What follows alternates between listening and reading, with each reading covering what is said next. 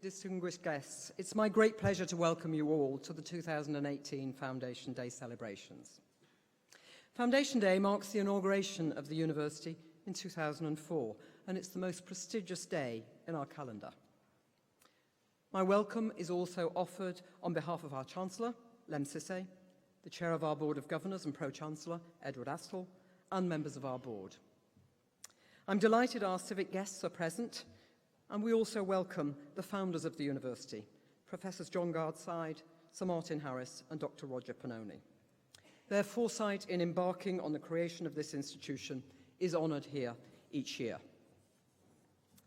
I'm very pleased that a significant number of our alumni and donors have been able to join us, including those from our North American Foundation of the University of Manchester, NAFM, our Global Leadership Board, GLB, and our Hong Kong Foundation. This is the first time they have ever come together in Manchester. This year marks the 20th anniversary of NAFM and an independent foundation set up to foster networks between the university and our North American alumni, to promote our work and to raise vital funds. NAFM has already raised over $10 million for scholarship and research. Our GLB, consisting of key university donors and supporters, is also celebrating its 10th birthday, and we're grateful to the board for its sound advice and commitment to promoting Manchester and higher education more broadly. Our Hong Kong Foundation, a little younger at 6 years, continues to promote and support our work in this region, and it's fitting that today's foundation lecture will be given by Dr. Gerald Chan, who was born in Hong Kong and is a scientist and a businessman. The foundation lecturer will sign the university's foundation declaration when the formal proceedings end. The text of that is in your programmes, and it summarises our values, and the annual signing reaffirms our commitment to our future ambitions.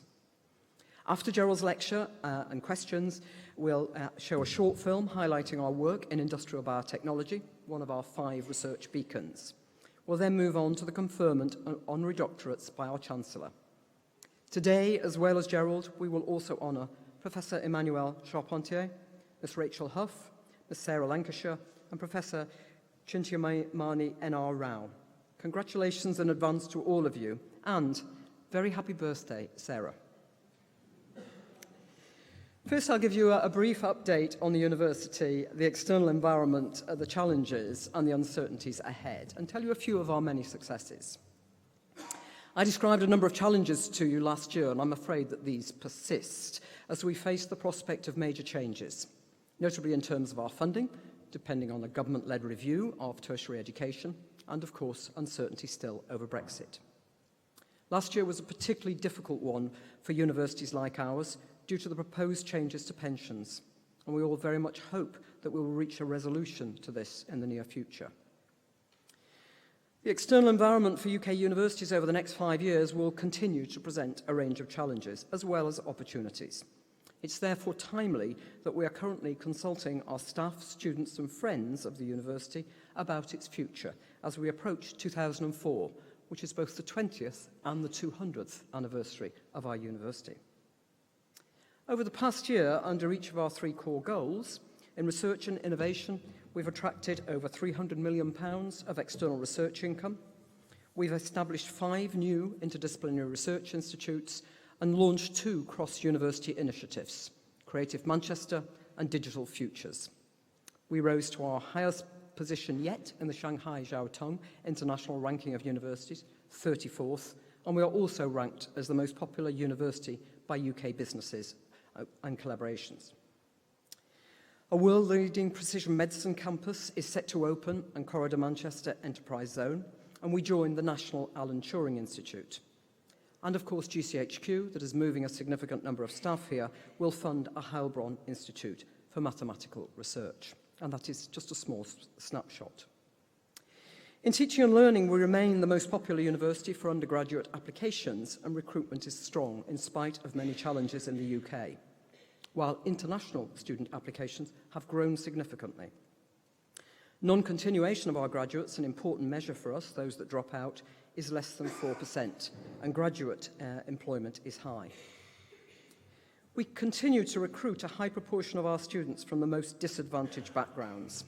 Our Manchester Access Programme and Equity and Merit Scholarships have supported thousands of disadvantaged students with the generous support of our donors. Many of you are here today. We've created University of Manchester Worldwide to facilitate distance and blended learning with centres around the world.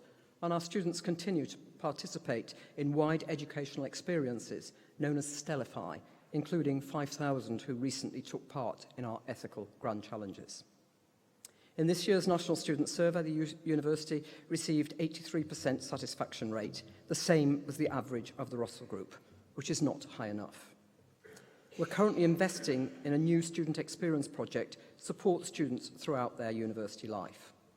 Today is World Mental Health Day, and we know that the difficulties that mental health can bring.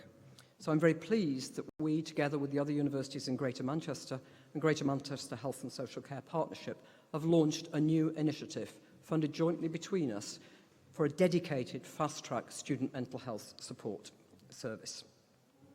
We remain the only university in the UK to have social responsibility as a core goal. Our successes include our unique employment initiative, The Works, which has supported over 4,000 people back into work. Our School Governor initiative is the largest in the UK, with over 900 staff and alumni who are contributing their leadership skills to state schools. A record 1.3 million members of the public engaged with our cultural institutions, the Manchester Museum, the Whitworth, Jodrell Bank Discovery Centre and the John Rylands Library. Our capital programme is progressing well, and we have several official openings coming up. I seem to have my diary filled with topping out ceremonies and openings, and these include the Graphene Engineering Innovation Centre, known as the GEEK, and the Alliance Manchester Business School. The huge Manchester campus engineering development that you may go past on Upper Brook Street will bring all of our students onto the same site, will reduce our running costs and our carbon footprint, and will, of course, create a major site in the city centre known as North Campus. We're seeking a partner to develop the site for high-tech R&D businesses with the potential to generate £2 billion of growth and 6,000 jobs. We recognise, though, the value of a green, healthy environment and are including space for this in all of our campus developments. And this is detailed in our Living Campus plan. In the last year alone, we've planted over 100 trees, launched a tree trail across the campus, and completed the transformation of Brunswick Street to Brunswick Park. And if you looked at that today, you would see many hundreds of students sitting out and enjoying the usual Manchester sunshine. So it's been a difficult year in many ways, but we do have a lot of successes to celebrate and opportunities we must grasp. It's now my great pleasure to say just a few words about our foundation lecturer, Dr. Gerald Chan, before inviting Gerald to come up to deliver the 2018 foundation lecture. You'll be hearing a little more about Gerald's life when I present him for his honorary doctorate. So suffice it to say for now that Gerald co-founded the Morningside Group and he's director of the Morningside Foundation. He's a great supporter of education and of universities, and he's a great entrepreneur and scientist. And his lecture will be entitled Biotechnology, the Conflation of Science, Business and Ethics. Gerald, can I invite you up? Thank you.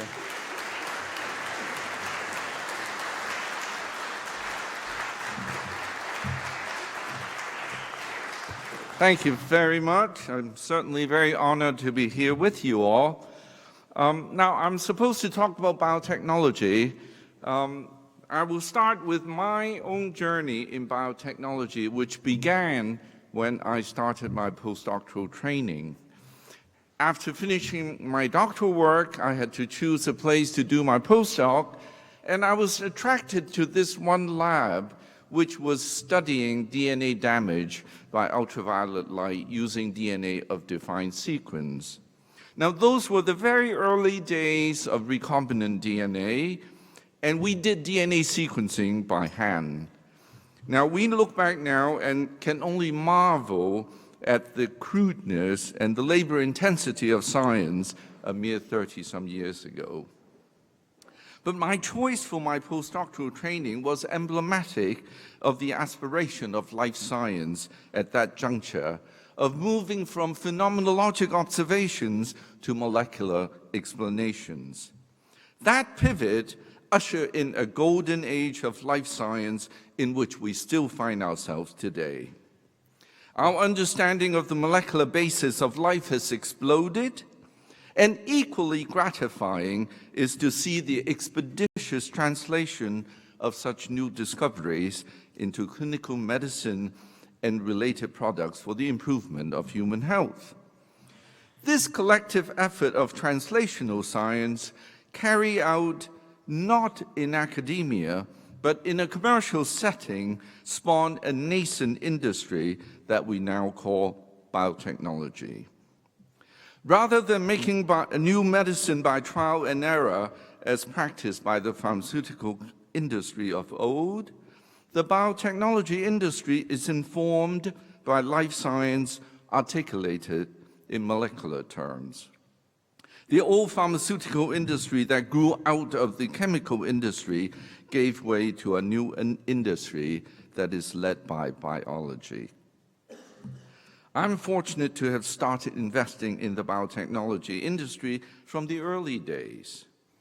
For someone who came from a family in the real estate business in Hong Kong, and I want to pay particular tribute to my compatriots from Hong Kong, that was quite a drastic departure.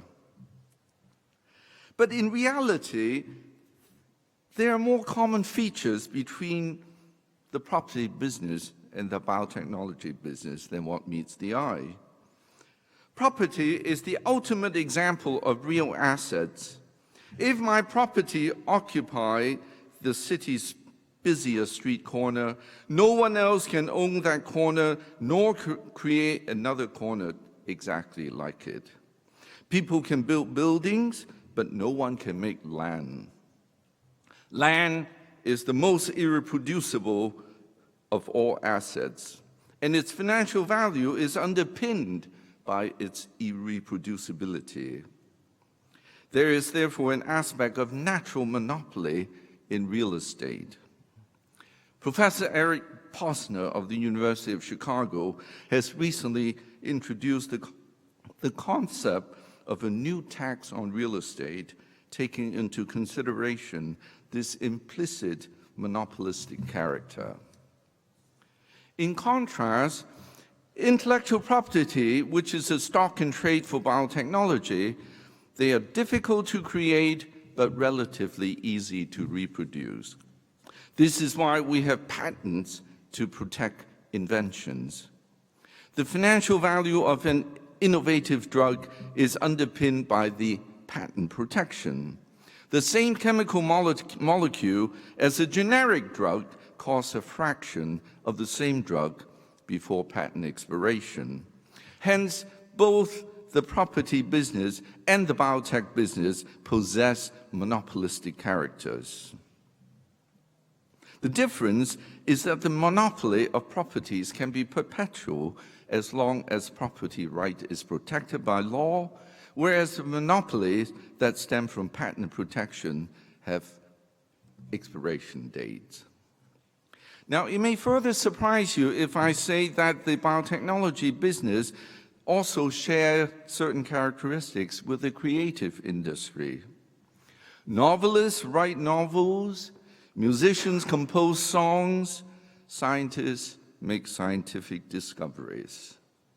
The former are protected by copyright, the latter by patents. A novelist enjoys copyright for 70 years, whereas a scientist's patent protection is only good for 20. While patents and copyrights are instruments designed to protect the financial interests of the asset creator, we must not lose sight of their value to society. As early as the 18th century, the founding fathers of America thought it necessary to devote one clause of the nation's constitution to addressing this matter. Article 1, Section 8, Clause 8 of the American Constitution states, "To promote the progress of science and useful arts by securing for limited times to authors and inventors the exclusive rights to their respective writings and inventions." That's in the American Constitution. Left open is the question of how limited should the limited time be? Thomas Jefferson wrote that patent life should be just long enough to encourage innovation, but not a day longer. Clearly recognizing the duality of the function of patents to encourage innovation if patent life was not too short, as well as the ability to stifle innovation if patent life was too long. Now, lest we should be unduly pessimistic about industries whose asset value is sustained by ephemeral patent protection, these industries do have a redeeming feature characterized by unlimited plenitude. Without this countervailing feature, the ephemerality will bring the industry to a standstill. Just as the world has yet to run out of literature after centuries of human writing, there is not the faintest indication that science is about to run out of new discoveries. One historical document that captures this concept of the supply of science being infinite is the Master Plan for the Scientific Research Establishment in post-World War II America, written by a man named Vannevar Bush. He was commissioned by President Franklin Roosevelt to draw up the plans of how science should look like in America after the war, and he entitled his report, Science, the Endless Frontier. For students of history, the image of an endless frontier will hark back to the frontier as the dominant idea of making sense of American history as propounded by the historian Frederick Jackson Turner. 18th and 19th century Europeans had never seen a nation develop where there was an endless supply of land as the settlers in America continuously pushed the frontier of the nation. While the Europeans fought over the same piece of land time after time over centuries, the settlers in America simply went further westward to possess more virgin land. So it is in business today. While the property moguls fight over the same street corner, or the private equity folks fight over the same old companies, those of us who work in biotechnology, we simply create more new companies with novel or hitherto unwrought scientific discovery. The biotechnology sector has yet to be opportunity constrained, rather it is perpetually capital constrained. Now, invoking classical economics, the concern may rightly be raised that if the supply of science which fuels the biotechnology industry is infinite, biotech companies would have very weak pricing power for their products. The reality is, in fact, the contrary. There are few sectors that have such strong pricing power for their products as the biotechnology sector. We now have this drug called Harvoni, which is for hepatitis C infection, and it is priced at $1,125 per pill to be taken over 12 weeks daily. The cancer drug Revlimid costs $600 per pill, and this works out to $18,500 for a 28-count bottle. The drug is to be taken as maintenance therapy for as long as the cancer is in remission.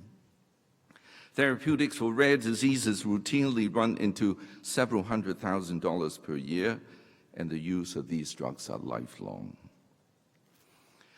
Many forces contribute to the high cost of novel medicine. I cite but two for today's discussion, with a disclaimer that my words should by no means be construed as my justifying the current state of affairs in pharmacoeconomics, nor the practice of pharmaceutical companies continuously increasing the price of approved drugs. First, whereas the supply of science as the raw material to biotechnology is infinite, the cost to develop the science into product is excruciatingly slow and capital intensive. The capital intensity comes from the development process being highly regulated by government agencies such as the FDA in America or the European Medicine Agency here. Any industry whose product matters for the safety of the citizenry must necessarily be subject to government oversight. With the medicines that we take, our confidence does not only rest on the prescribing physician's qualification as certified by professional bodies, it also rests on the knowledge that any medicine on the market has gone through an unbiased approval process administered by the government. The capital intensity in biotechnology is therefore a price that society pays for the assurance that the drugs on the market are both safe and efficacious. It follows that for any economy that wants to build a biotech industry, there must be sufficient financial capital in the system committed to this endeavor. Britain is a classic case of a nation with superb science, but a scarcity of financial capital for developing the science into commercial products. This imbalance has plagued the British economy perpetually since the dawn of the biotechnology industry, even though many of the scientific discoveries that gave birth to biotechnology came from this country. If the perceived risk-reward ratio is insufficiently attractive for attracting private capital into this sector, either government funding or philanthropic capital will have to step in to fill the gap. Given that it is so costly to develop novel drugs, it also follows that market players in this industry will only develop drugs that can be sold for high prices. Pharmaceutical companies have most often used as benchmark for pricing a novel drug the cost of providing care for the patient if the drug was not available.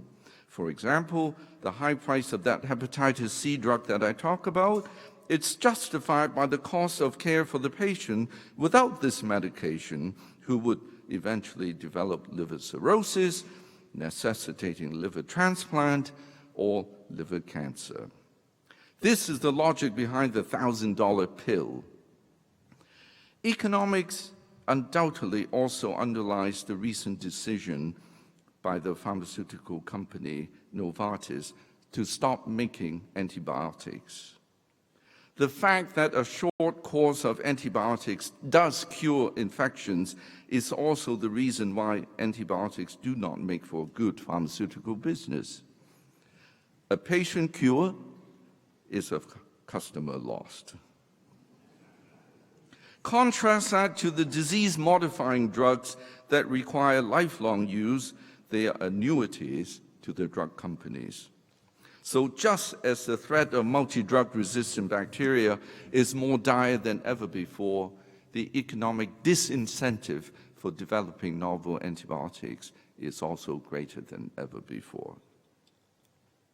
The second reason I cite for the extraordinary pricing power of the biotechnology sector is the inelastic demand for these products.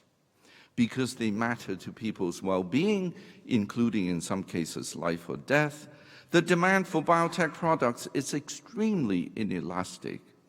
This demand inelasticity is as stubborn as the survival instinct in human nature. Add to this demand inelasticity the protection of patents that precludes competition. It is no wonder that biotechnology companies have virtually monopolistic pricing power once a drug is approved by the regulatory agency. Without checks and balances from non-economic forces, the biotechnology sector can easily lead to market abuse or market failure. The societal ramifications of biotechnology pose many challenges to the notion that this sector can operate in an unfettered free market under a laissez-faire government. Whether the demand for biotech products should be so inelastic is as much an ethical question as an economic one. At the heart of this question is, how much is a human life worth? And do all human lives have the same worth? In countries where healthcare cost is borne by the public sector, as long as demand exceeds capacity, rationing of shared resources will always create ethical dilemmas. There must therefore be a methodology applied to quantifying the amount of justifiable spend on each patient that can serve as a basis for fairness. Perhaps the best attempt to providing such a quantitative framework is that used by the National Institute of Health and Care Excellence here in Britain, and the methodology called QUALI, Q-U-A-L-I, developed in the 1970s, imputes an economic value of a patient to society and measures that against the cost of a proposed medical intervention. The Americans have always been unwilling to accept such calculations and leave the pharmacoeconomic decision to the individual or to the market. This is quite in keeping with American sensibilities in two regards. Number one, an absolute belief in the sanctity of life and therefore its value being incalculable. And number two, the can-do attitude of Americans even when it comes to the challenge of defying death. It is no wonder that healthcare expenditure is so unbridled in America. But for all its ideological loftiness, the Americans have little to show for their money spent. Whereas Americans spent 18% of its GDP on healthcare, the life expectancy of Americans ranked number 37 in the world. The place with the highest life expectancy in the world today is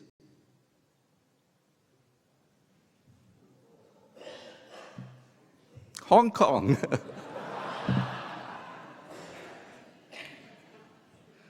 Where the male can expect to live on average 81.2 years, and females a whopping 87.3 years. It is therefore all the more stunning that the healthcare expenditure of Hong Kong is only 6% of GDP. Half of that is self-pay, and half of that is from the public sector. This is yet another way Hong Kong has something to show the world, although we really have no explanation why Hong Kong people live so long. That is a research project.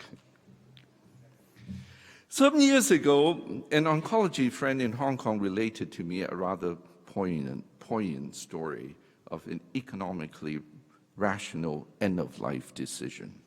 He had a patient who was suffering from end-stage liver cancer. The next line of therapy for this patient would be this drug, Nexavar, which costs roughly $50,000 for a course of therapy. Clinical trial experience showed that this therapy would prolong survival for about 2 months. The financial net worth of this patient was about $100,000. He reasoned that undergoing treatment with Nexavar would halve the inheritance that he would be able to leave to his children. He opted to forego the therapy and the additional 2 months of life. It is always heart-wrenching when someone is forced to name a monetary price for a human life and to execute a transaction over it. The story of this liver cancer patient took place in Hong Kong, where this therapy was self-paid.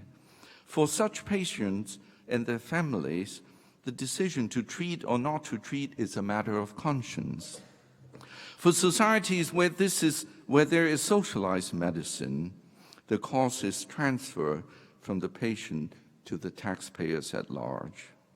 How then should the ethics of society paying $50,000 for a couple extra months of one older person's life It is a question of resource allocation as befitting that society's conception of the value of a human life and of a good society, subject to the reality check that no society commands infinite resources. The ethics is above all an intergenerational one, for it is the taxes of the living paying for the life extension of the dying. Intergenerational ethical dilemmas will only become more vexing as population life expectancy continues to increase. The most grave threat may well come from the growing burden of Alzheimer disease. This is one disease where the biotechnology industry has utterly failed to deliver. Billions of dollars later, Alzheimer disease is the biggest graveyard of failed clinical trials. I applaud the Cameron government for bringing the Alzheimer problem to the fore of the national awareness. There is at least a public dialogue in this country on the potential of caring for Alzheimer patients bankrupting our society. We must furthermore be cognizant that finance alone will not suffice to solve this problem, as high-income countries are also facing a demographic headwind. In these countries, there will not be enough young people to take care of the senior folks. Their demographic structure, never seen in human history, is perhaps an unexpected consequence being reaped by the generation that invented both modern medicine and pharmacologic birth control. Any intergenerational ethical dilemma is a manifestation of a struggle between the past and the future. It is in the light of this struggle that we see the university as a very unique institution in human society, which at once does the work of preserving the past and enabling the future. The University of Manchester stands as a shining example. Rooted in the dynamism and creativity of the Industrial Revolution, this university has not ceased to push the frontier of science and culture. For many of my Hong Kong compatriots present here, British universities held a special meaning. It was to British universities that many from the former colonies came to be educated. Here, they acquired their professional competence and their cosmopolitan sensibilities. Through training the future leaders, British universities have had a large role in shaping the post-colonial world order. They remain one of the most powerful levers for Britain to exercise its soft power. Equally commendable is the city of Manchester, in which this university is situated, and with which there is a close working relationship as I have never seen between town and gown anywhere. I'm reminded that it was here in Manchester city centre that Marx and Engels met. The big questions they raise still demand answers today, all the more in the face of the glaring inequalities of our society today. So I'm honored today to become a Mancunian. As Nancy knows, I'm acquiring a Mancunian accent. And in particular, to join my friends from Hong Kong as an alumnus of this great university. So for this honor that you bestow on me, I'm most grateful. Thank you very much.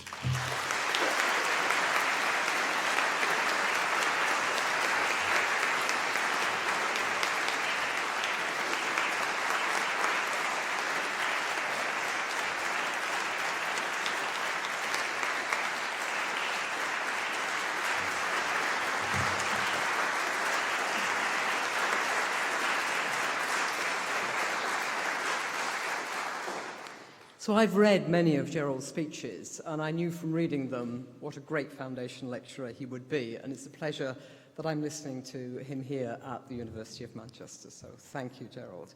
Gerald has agreed to answer a few questions, and we have time for a few, and I think we have a roving microphone.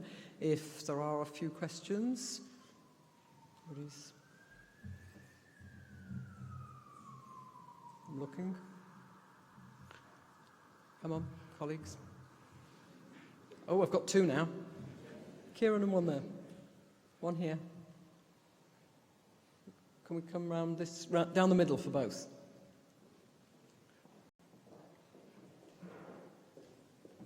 The lady here, and then Kieran down there on the right. Hello, I'm Catherine, I'm representing the Royal Society of Chemistry. Mine is just really an observation here. Oh gosh.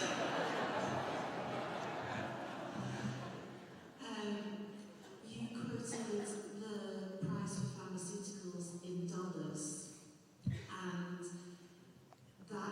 there isn't a worldwide price for pharmaceuticals, I believe, because, well, I know the NHS with its buying power has managed to get Tagrisso for somewhat better than the Americans.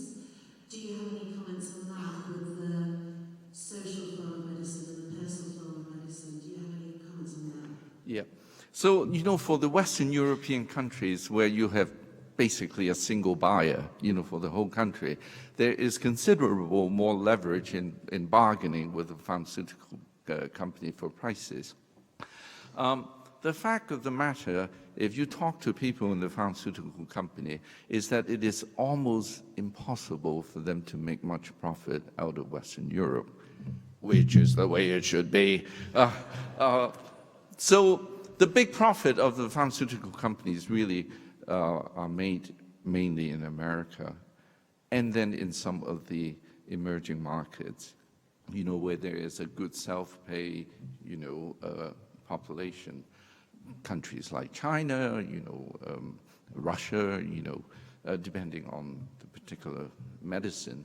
But America, in many ways, is really holding up, the pharmaceutical companies.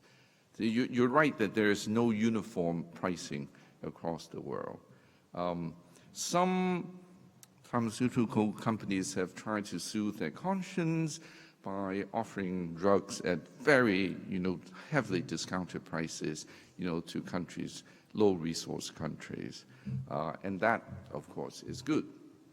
You remember the case, of the HIV drugs, about 20 years ago, when GSK refused to discount it, it turned into a massive scandal, and they, had to backtrack. Thank you. Kieran? Thanks so much for a really exciting lecture. You talked a lot about some of the challenges and problems of the pharmaceutical industry and drug discovery and kind of the new biotech age. And you also talked about being a bullish and besides the next frontier or the US, so we're going to start a kind of post-war taxpayer-funded school of science. So can I ask you what you think the future role is for taxpayer-funded science in this new world of drug discovery, this new kind of post-big pharma, post-traditional pharma world of drug discovery? Well, in that original report from Vannevar Bush, he, lay out this schema of basic research and then, applied research, basic research to be done in universities and applied research to be done in commercial in companies. Now, that distinction really has been blurred. And I see many universities now even working farther downstream, and I do applaud that. And in many ways, universities are using that as a means for attracting and retaining faculty. I remember in the days that I was a graduate student, my professor was trying to start a biotech company, and it was as if he was trying to do something immoral and unspeakable, and he had to do it, at nighttime behind everybody's back. But today, if you were a professor, especially in the life sciences, and if you didn't have a company, you're really second-class citizen. So that, culture has been changed, and I absolutely support the blurring of that boundary between, university research and industry research. The question then, as you had raised, is who pays for it? University research, I am still a big believer and a big champion in the public sector supporting that.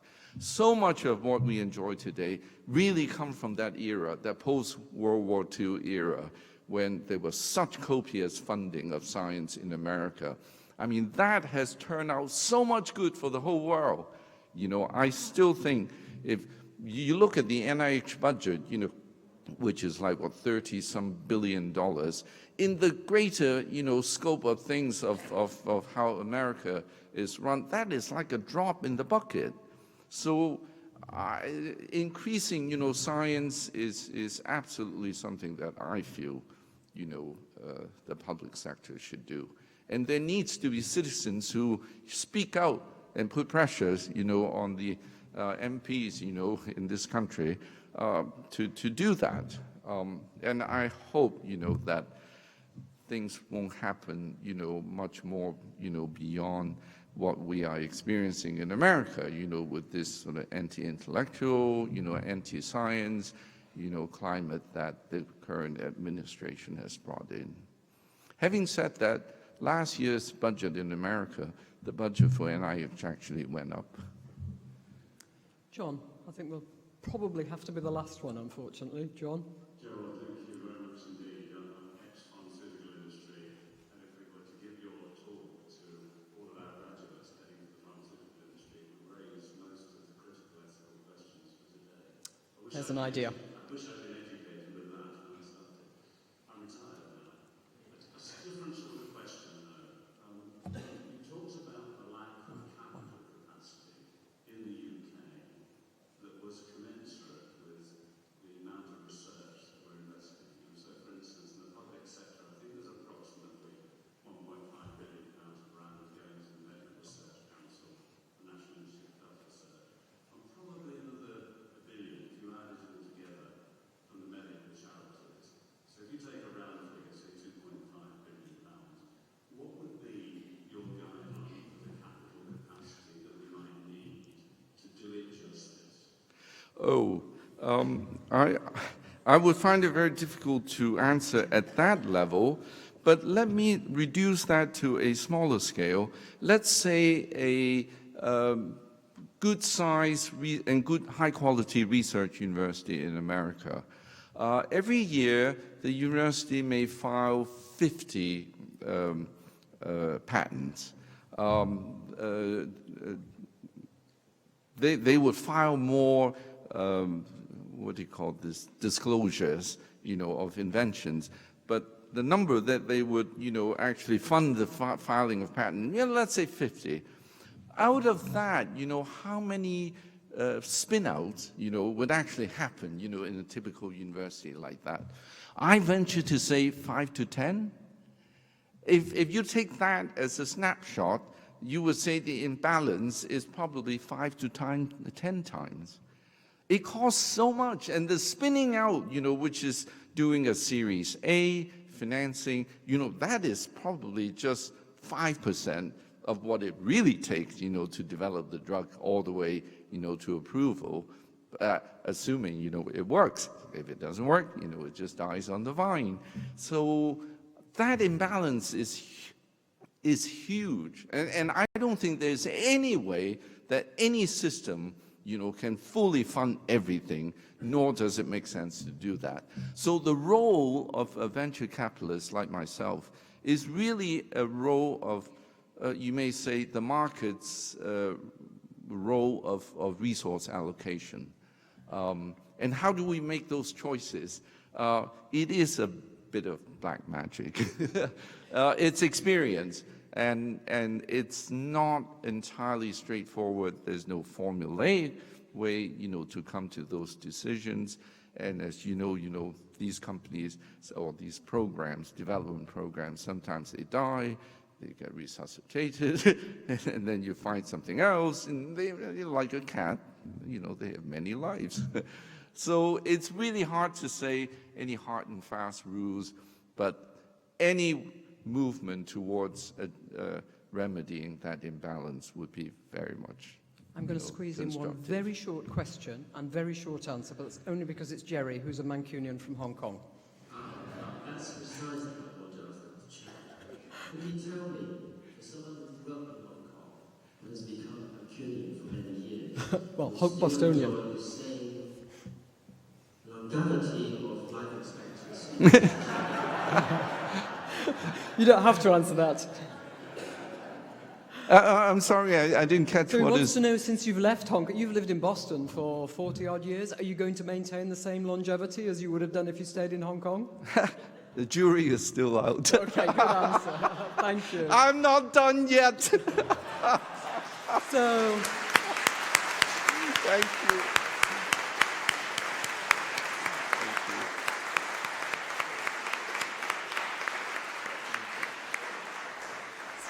thank you again so much, Gerald. We're now moving on to the honorary degree ceremony. Before that, we're going to show you a short film about industrial biotechnology in Manchester, and this will be followed by our student choir, student-run chamber choir ad solum, singing My Spirit Sang All Day by Gerald Fincy. I will be back shortly. Thank you.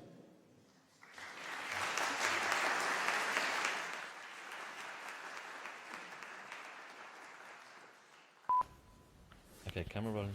Just going to mic you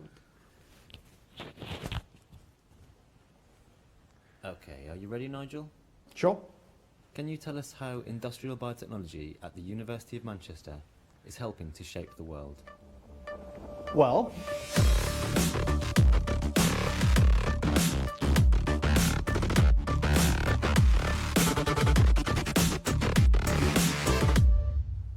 there's food.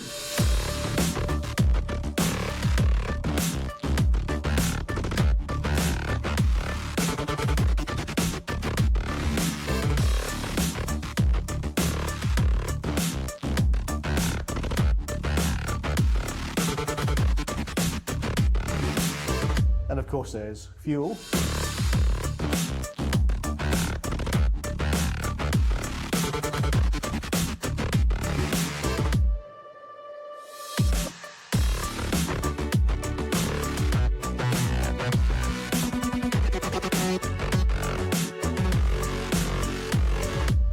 And there's health.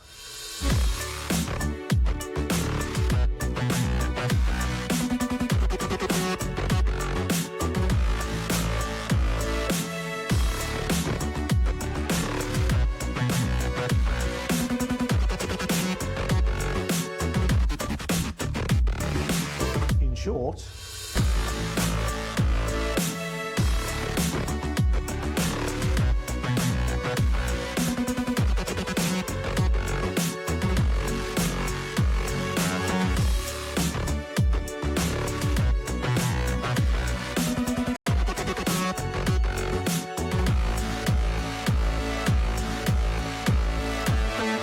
and that's just a few examples. Does that answer your question?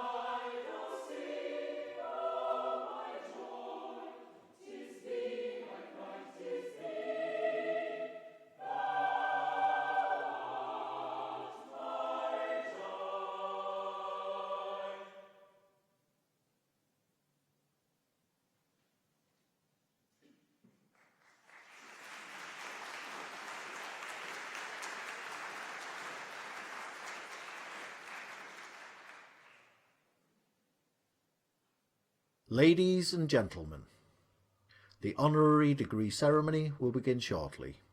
May I ask you to please be upstanding.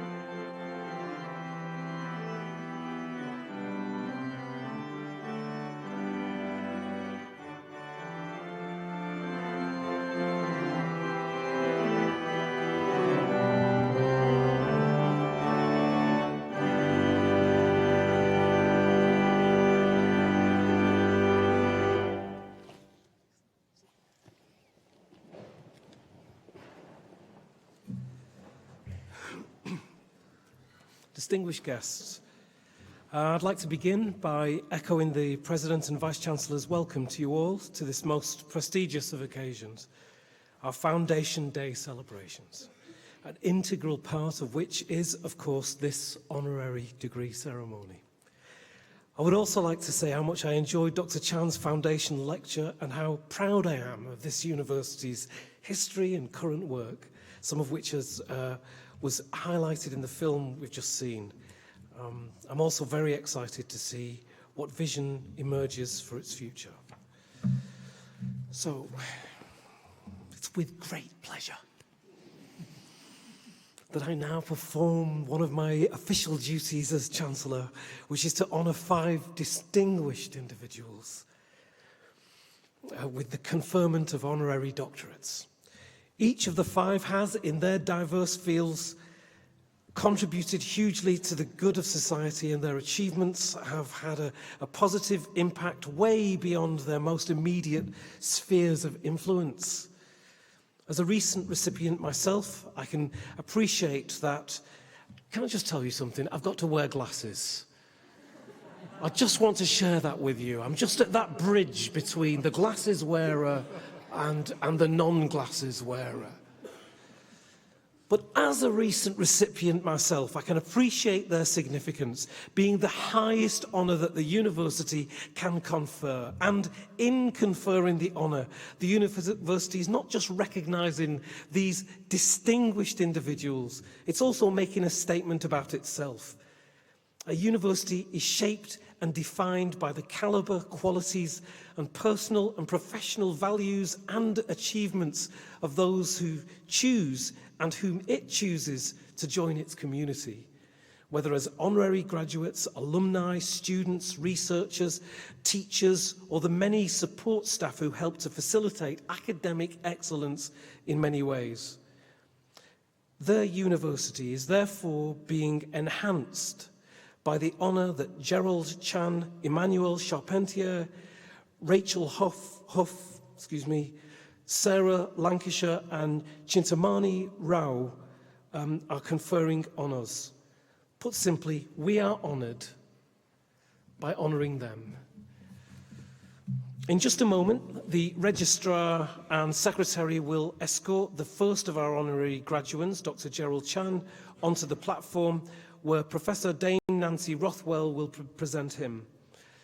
Professor Emmanuel Charpentier will then be escorted onto the platform and Professor Jane Worthington will present her. Rachel Huff will then be escorted and Professor Keith Brown will present her. Next, the Registrar and Secretary will escort Sarah Lancashire and Professor James Thompson will present her. Finally, Professor Chintamani Rao will be presented by Professor Martin Schroeder. Before the ceremony ends, Sarah Lancashire will address the congregation on behalf of all our graduates. So it's with real pleasure that I now invite the Registrar and Secretary to escort the first of our honorary graduates, Gerald Chan, onto the platform for the conferment of his honorary degree of Doctor of Science, honoris causa.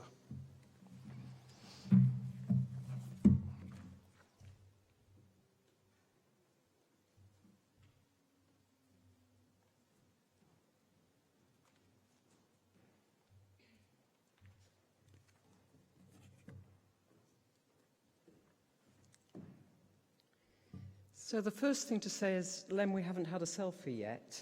I'm presuming that's still to come. Chancellor, distinguished guests, it's a great pleasure to present Dr. Gerald Chan for his honorary doctorate.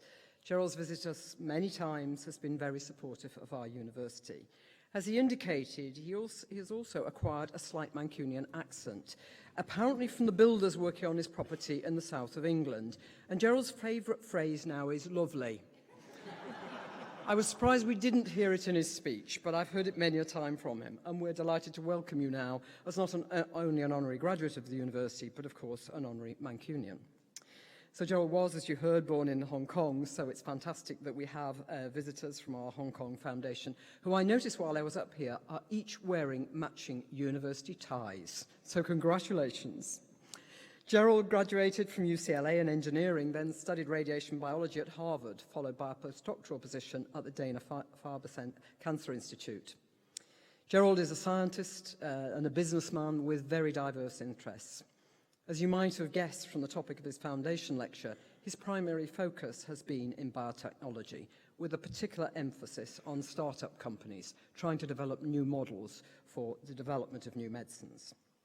With his brother Ronnie, Gerald co-founded the Morningside Group, an international investment company. He serves on many boards, centres and universities, including the Chinese University of Hong Kong, which is one of our strategic partners. He's a member of the Global Advisory Council of Harvard University, a distinguished visiting fellow, and a member of the Dean's Board of Advisors at the Harvard T.H. Chan School of Public Health, which was named in honour of the Chan brothers' late father. Gerald's visionary approach has connected us at the University of Manchester to Harvard to work together on what has been described as the biggest experiment in healthcare of our time, the devolution of the health and social care budget to Greater Manchester, known locally as Devo Manc. Gerald became interested in the implications, challenges and opportunities resulting from this devolved budget of £6 billion a year to Greater Manchester, and feels that there are many lessons to be learned from Devo Manc. He believes that Manchester could be used as a model of real-time observation of social, political, health transformation. He immediately connected us to his colleagues in the Harvard T.H. Chan School of Public Health, and we're now forging ahead with a programme of collaborative research. Gerald is a deep thinker about many subjects, and we've had many fascinating conversations. But of particular relevance to this are his views, which you heard a little of, on the role of higher education institutions. He has said in a previous lecture that among all of the causes worthy of philanthropy, serving universities has the greatest leverage, and in the sense of the benefits will be most broadly dispersed and most lasting in time. Gerald's own philanthropic interests cover science, education and religion. He's a director of the Morningside Foundation, which includes support for scholarships for Chinese students, and I've had the pleasure of addressing them. And he has, of course, most notably supported the Harvard School of Public Health in honour of his father. Gerald has been honoured by many leading universities, and I'm delighted that he's accepted our highest honour, and we are indeed honoured to have a friend like Gerald. It's lovely to have you here. Chancellor, I'm very pleased to present to you Dr. Gerald Chan for the degree of Doctor of Science honoris causa. Gerald. By virtue of the authority of the University of Manchester, and a great personal pleasure it is to announce you as Doctor of Science honoris causa. Thank you. It's been lovely being here. The speech is beautiful. Thank you.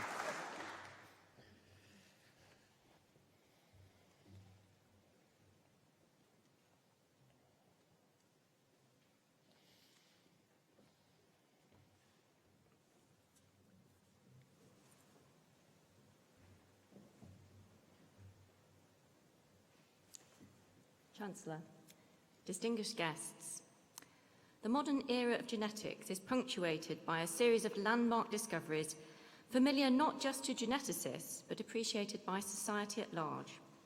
The discovery of the double helix structure of DNA in 1953, Sanger's method to sequence DNA in 1977, polymerase chain technology in 1983, and of course sequencing of the complete human genome in 2003. The most recent landmark discovery, CRISPR-Cas9 genome editing, came just 7 years ago.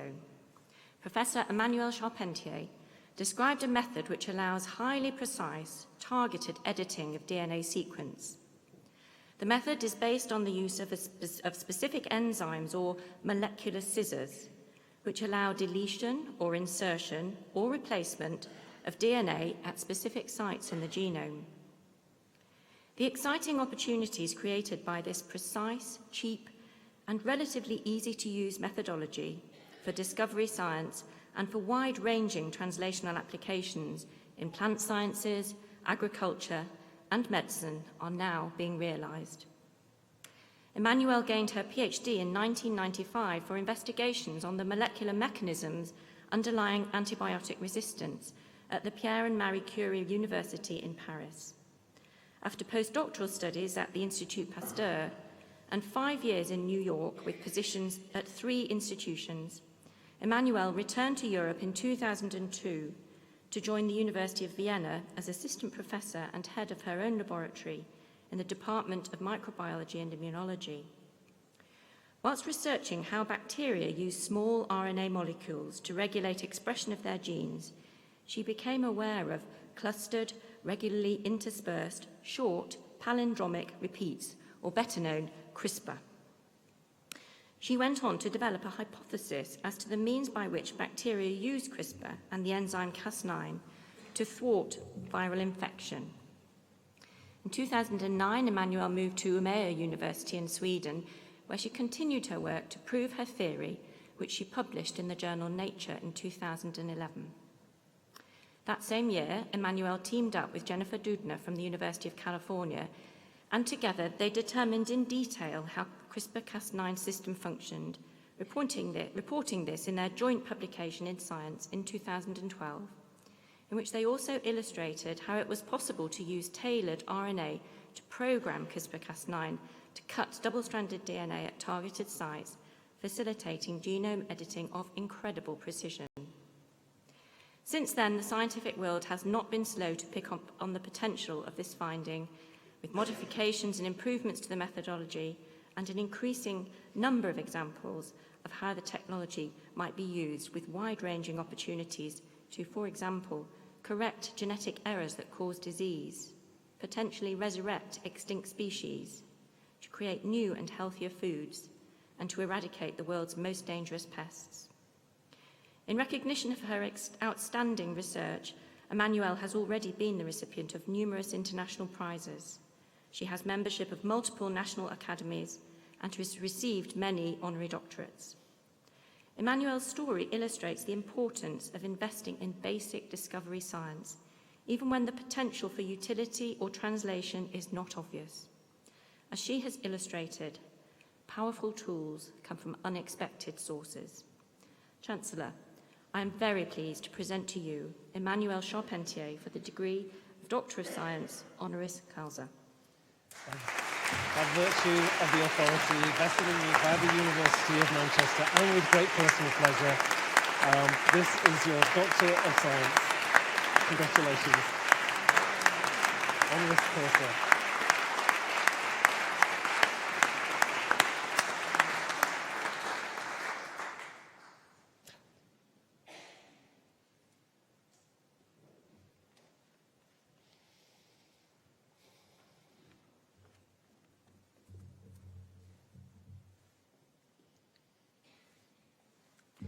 Chancellor, distinguished guests, Winston Churchill was not right about everything, but he was correct in observing, we shape our buildings, thereafter they shape us.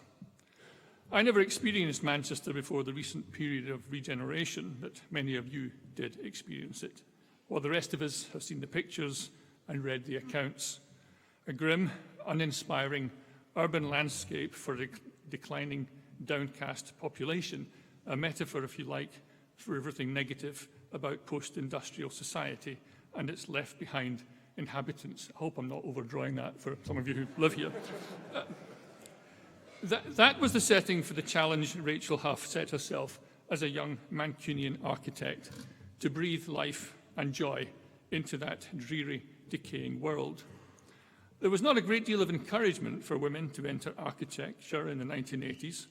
An art teacher told Rachel not to waste her time, while in her early years in the profession, she was advised to stick to the Velvet Trouser Brigade, focusing on allegedly more feminine interior design.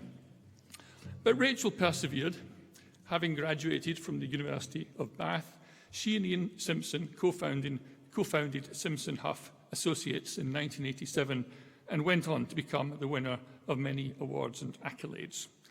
But the early days were not easy. In Rachel's own words, we had no equipment, we had a phone, and we just hoped it would ring. Indeed, throughout the early years, the business made next to no money. There was a day job to pay the bills, while at nights she and Ian worked obsessively to enter competitions in the hope of getting noticed. The first success was to be runners-up in an Alliance and Leicester competition, winning £1,000, which was spent on books. Sadly, the books were left on the train, although I've not been able to find out which of the partners was responsible for that moment of forgetfulness. But Rachel stuck at it, driven by her energy, her vision and hands-on approach, which even today keeps her intimately involved in every project. Now Simpson Huff Associates employs 110 people and has a turnover exceeding £10 million. Now, as many of you will know, the turning point in this story is the early 90s, when the creative energy in Manchester moved up a notch, and the 1996 IRA bomb accelerated the process of renaissance and urban renovation. The breakthrough came with a successful project to save Knott Mill, and what came next is astonishing. Consider the list of achievements. Number 1, Deansgate, early evidence that the post-industrial city could be an aspirational and exciting place in which to live. Exchange Square, New Cathedral Street, Urbis, Beetham Tower, the Library Walk, Granada Studios, 2 St Peter's Square, and today Great Jackson Street and the Owen Street 64-storey luxury tower block, Manchester's biggest skyscraper to date. As the Manchester Evening News put it in 2017, few people have changed the face of Manchester quite so much, which is worth reflecting on if you believe Churchill. And Rachel's reputation has gone beyond Manchester. In London, #1 Blackfriars, close to the Tate Modern, along with the Battersea Power Station, are testament to her reputation outside this city, even if she has found London to be a little bit slower in getting things done. In all of the above, Rachel's drive and ambition has been to create great architecture, characterised by design excellence and with a commitment to urban renewal and sustainability. In doing so, she's rejected the pessimism of Simon and Garfunkel's So Long, Frank Lloyd Wright, in which they sing, "Architects may come, architects may go, and never change your point of view." She has literally changed the point of view, transforming how the city of Manchester is perceived. In the novel, The Architect's Apprentice, one character observes, "Only remember that cities are like human beings. They are not made of stones and wood solely. They are of flesh and bone. They bleed when they are hurt." Rachel clearly has that sensitivity to the city as a living organism shaped by design and by build. Someone else observed, "Good architecture, gently, and almost inevitably allow you to be you." And therein lies Rachel's legacy to the people of Manchester, a place to be who they truly are. Chancellor, I'm very pleased to present to you Rachel Huff for the degree of Doctor of Letters honoris causa. It's a total pleasure. I confer upon you, on behalf of the University of Manchester, Honorary Doctor of Letters. Congratulations.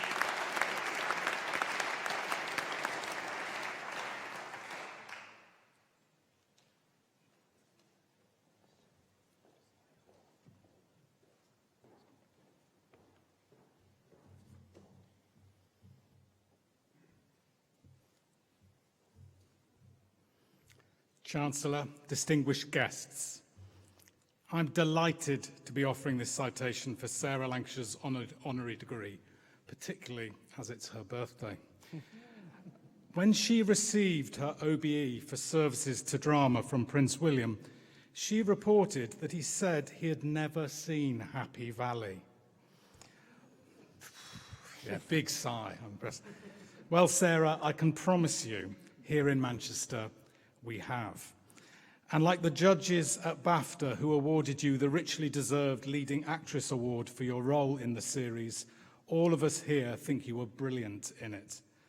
And while it is but one of the many roles you've done in film, TV, and theatre, it exemplifies your craft and why you are rightly seen as one of the best actors of your generation. Now, I discovered today that you were born in Stretford, and that not Oldham, which I was told, but then moved to Oldham at the age of 4. And she went to the same school as Brian Cox, some other person. This is proof, if you didn't need it, that amazing borough, Oldham of Greater Manchester, produces world-class artists as well as well-known physicists. There's a lot of laughter down here. While you trained at Guildhall in London, you have a strong association with this city.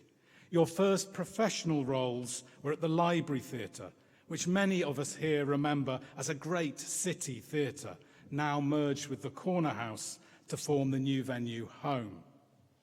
While nationally people might remember your 2 BAFTAs, people here know you received a coveted Best Supporting Actress nomination from the Manchester Evening News. Now, we see this honorary degree as somewhere between the BAFTAs and the Evening News nomination. It is a proudly Mancunian recognition for someone we believe is internationally important in her field. Your professional work has been diverse, from West End to film to some of the pioneering TV series that have made you a household name. While in many ways you have and you will continue to inspire future generations of women actors. You are also a symbol of a generation of women cultural professionals who are creating a legacy of incredibly powerful and transformative work for British TV. It's important to acknowledge, for example, in your role as Caroline in Last Tango in Halifax, we saw a groundbreaking portrayal of a same-sex relationship that by all accounts led to more fan mail for you than any other role. But institutionally, we were seeing women leading in all aspects of TV production. And that is certainly an inspiration to students here in Manchester. So we are delighted you're accepting this honorary degree from us today. Chancellor, I'm pleased to present to you Sarah Lancashire for the degree of Letters, honoris causa. Well, by virtue of the authority of the University of Manchester, Sarah Lancashire, it's an honour to offer you a Doctor of Letters. Can we do a selfie down in the background? Can we do that? I've just asked for a selfie, and it's all ready. Nancy, I think, would you mind? It's your birthday. As it's your birthday, with you lot in the background. Okay, so are you ready? Now we want your best side, which is every side. Oh dear me! Just 1 second. Oh dear me! Final second. Are we okay there? Good.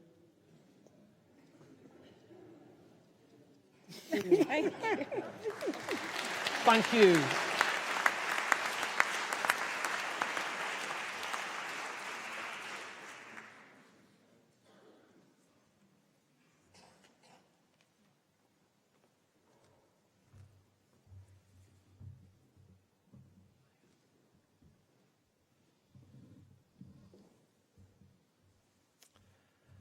Chancellor, distinguished guests, Professor C.N.R. Rao is one of the world's foremost solid-state materials chemists and has contributed to the development of this field over almost 6 decades.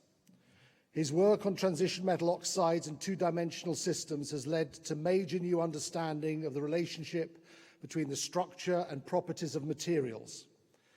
He has had a profound impact on many fields, including high-temperature superconductivity, and has made immense contributions to nanomaterials, including hybrid materials, carbon nanotubes, and graphene for water splitting and energy applications. He has many honorary doctorates from around the world, had an enormous number of awards and prizes, and for my colleagues in humanities present here, I should emphasize that he has co-authored over 1,700 research publications and 52 books. So that, if you work it out, is about 1 book per year and something like 32 publications per annum for almost 60 years. Professor Rao obtained his bachelor's degree from Mysore University and a master's in chemistry from Banaras Hindu University. He completed his PhD from the University of Purdue in 1958 and then joined the Indian Institute of Science at Bangalore. From 1963 to 76, he was professor at the Indian Institute of Technology in Kanpur and was elected Fellow of the Indian Academy of Sciences in 1964. He returned to the Indian Institute of Science in 1976 and was its director from 1984 to 1994. Professor Rao is now a National Research Professor, Linus Pauling Research Professor, and Honorary President of the Nehru Centre for Advanced Scientific Research in Bangalore, which he co-founded in 1989. He's a Fellow of the Royal Society and has won its Royal Medal. He has won the Dan David Prize and von Hippel Award of the Materials Research Society in the USA and was conferred Chevalier de la Légion d'Honneur by the President of the French Republic in 2005 and the Order of the Rising Sun, Gold and Silver Star by the Emperor of Japan in 2015. He is, I know, very proud of the next award, which is he's the recipient of the highest civilian honour of India, the Bharat Ratna, which translates to the Jewel of India, and he is the only scientist to have won this award. He has carried out enormous leadership across India and developed the science and technology of that great country for decades, and he has built institutes, built research groups, and published enormous outputs of great impact. We are delighted that Professor Rao, one of the founding fathers of 2D materials, has accepted this honorary doctorate from the University of Manchester. He is developing a Mancunian accent as I speak, and we welcome him also to the home of graphene and the world-leading Centre for 2D Materials. Chancellor, I'm delighted to present to you Chintamani Rao for the degree of Doctor of Science honoris causa. Congratulations. By virtue of the authority vested in me by the University of Manchester, and with great personal pleasure, this is your Honorary Doctor of Science. Thank you. Pardon? 70. Wow. Wow. Congratulations. Thank you. His 79th honorary doctorate. The best one.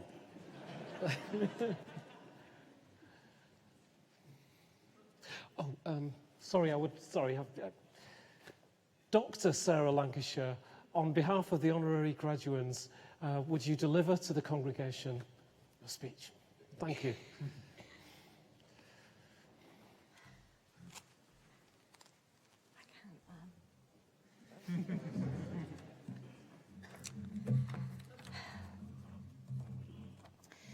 Chancellor and distinguished guests, I have been given the duty of replying on behalf of myself and my fellow honorary graduates. And I would like to say how honoured we are to be a part of this wonderful occasion and how immensely proud we are to be recognised by the university in this way. This is an rather erudite assembly.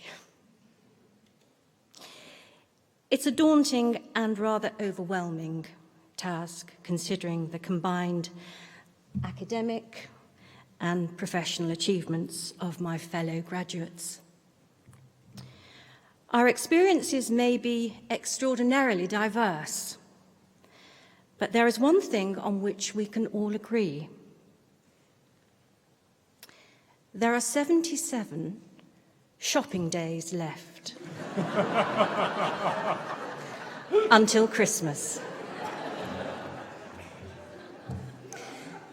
77 days in which madness and mayhem will ensue, accompanied by loss of all sense and reasoning, the odd box of mince pies and rogue Christmas pudding has already appeared in the seasonal aisle at my local supermarket. Yet safe within these four rather beautiful walls, sense and reasoning prevails and has proved a winning formula for thousands of students who have successfully graduated over the decades, their future shaped by hard work and opportunity.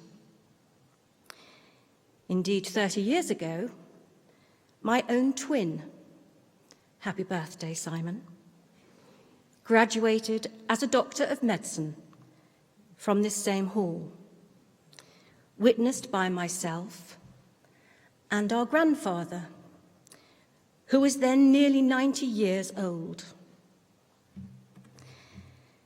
His name was Daniel Bartholomew McCormack, a beautiful, proud, and dignified man with an unparalleled zest for life and learning, and yet his start in life had been far from privileged. an Irish immigrant. A new life awaited him. At the age of 3, accompanied by his parents and his siblings, he travelled to Liverpool by boat. The First World War broke out. At 12, he was forced to leave school to take work at the Liverpool docks to support his family, while his father was away patrolling the North Sea. After an apprenticeship as a carpenter and joiner, he became a boat builder. He made small wooden boats, but simultaneously, he continued his lost education at night school. He studied sciences and English and languages, and eventually took his higher nationals. He came to Manchester in 1938, where he resided until his death. And whilst raising a family, he took his civil service exams, eventually working his way through the Ministry of Works, until he was in charge of the maintenance of all the government buildings in Manchester, including having the responsibility to decree when the flags should be flown at half-mast. Nothing was laid at his feet. He was an enthusiast with a strong sense of duty who believed in making the very best of oneself. His dress was immaculate, his manners impeccable, and his curiosity limitless. Even after retirement, he continued at night school, learning French and German. He was an avid reader. He read every Shakespeare play. He never stopped learning. I wrote this speech sitting at my grandfather's bureau, a bureau he had salvaged and rebuilt. Rather poignant, perhaps, for a man who craved knowledge. A bureau where my mother and her brothers had done their homework, and where I and my brothers did our homework. Chancellor, I would like to dedicate this honour to the memory of my grandfather, Daniel Bartholomew McCormack, and his hard-earned education. Thank you.